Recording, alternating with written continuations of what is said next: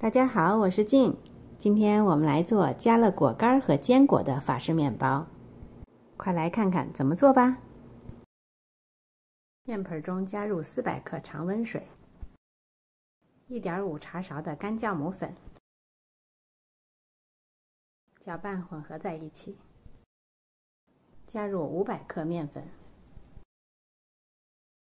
，1.5小勺的盐，大约8克左右。你们看，材料就是这么简单，最基础的材料：酵母、面粉、水和盐。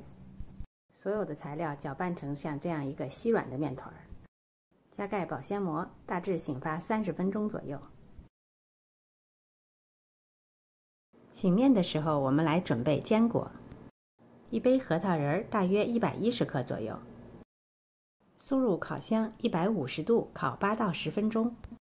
烤好的核桃仁稍微晾凉一下，把大块的掰成小碎粒儿，整理好后放置一边备用。同时我们来处理果干，半杯葡萄干大约70克。如果葡萄干比较干，我们先用水泡一泡。葡萄干也可以用其他的果干代替，比如蔓越莓干或者是蓝莓干。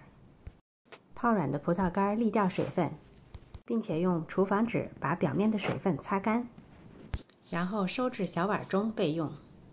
这时候面团已经醒面30分钟，我们来做第一次的拉伸和折叠。面团会有些粘手，你可以在手上蘸一些水来帮助。像这样在面团的一边拉起来，轻轻地折叠过去，转圈把4个边都像这样拉伸折叠一次。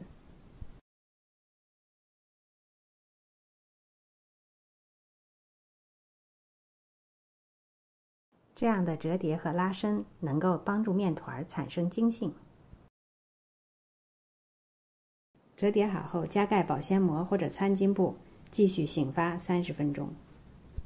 30分钟后进行第2次的拉伸和折叠。方法和第1次一样，4个边都要折叠拉伸一次。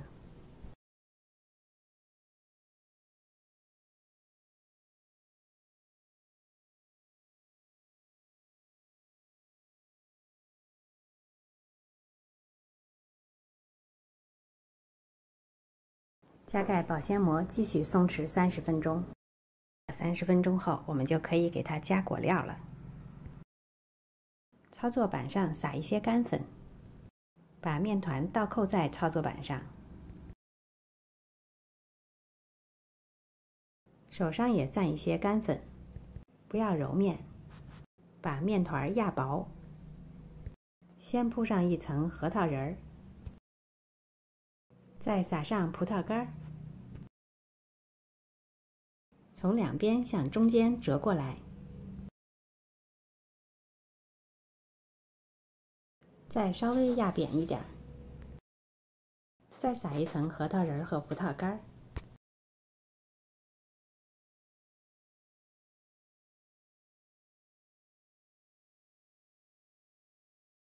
然后上下两边向中心折，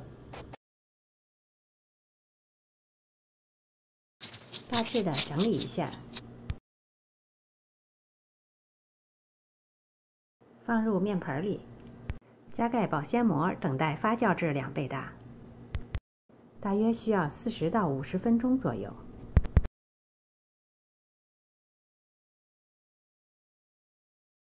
50分钟后，面团已经发酵至2倍大。操作板上撒一些干粉，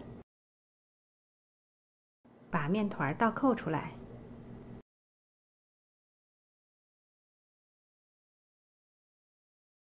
面团和手上都撒一些干粉，轻轻地把面团压扁，大致整成一个长方形，分成4等份。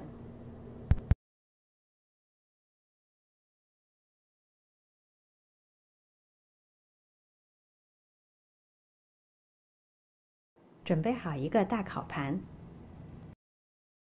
放上一张大的烘焙纸，千万注意不要用蜡纸啊，蜡纸是不可以进烤箱烘烤的，要用专用的烘焙纸。把切好的面团每一份都稍微的拧一下，并排码在烘焙纸上，间隔都用烘焙纸隔开。如果你有发酵布也可以，同样也是把发酵布折叠隔开，这样就形成了4个独立的区域，让它们在各自的区域里进行2次发酵。但是我建议用烘焙纸，这样可以直接进烤箱，不需要再转移了。整理好后，加盖餐巾布，2次发酵至1.5倍大。提前预热烤箱，在预热烤箱的时候，在下层放一个烤盘。预热烤箱450华氏度，230摄氏度，大约30到40分钟左右。2次发酵已经完成了。如果你想要面包组织的气孔比较大，可以发的体积再大一些。发好后，送入预热好的烤箱，同时在下层烤盘倒入1小杯水。另外，在烤箱内再喷一些水，制造一些蒸汽。迅速关上烤箱门，230摄氏度烤20到25分钟，表面上色满意就可以出炉了。出炉的面包马上转移至架子上，自然降温。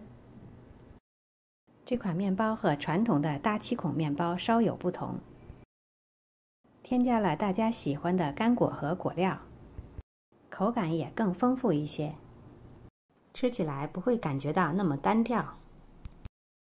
面包放得稍微温热的时候，我们就可以切开来了。听着声音你就知道这款面包的表皮是脆脆的。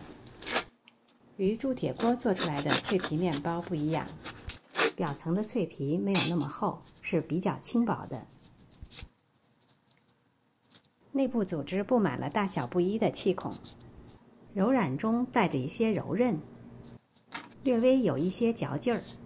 主体面包无油、无糖、无鸡蛋，保留了面包的原始麦香，可以说是非常的健康好吃。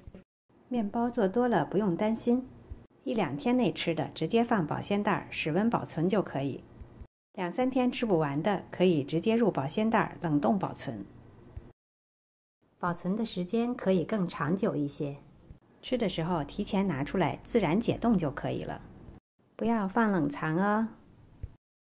这是材料清单，需要的朋友可以直接截图了。今天的视频就到这里了，谢谢您的收看。如果喜欢我的视频，就点击订阅关注我吧。我是静，我们下次再见。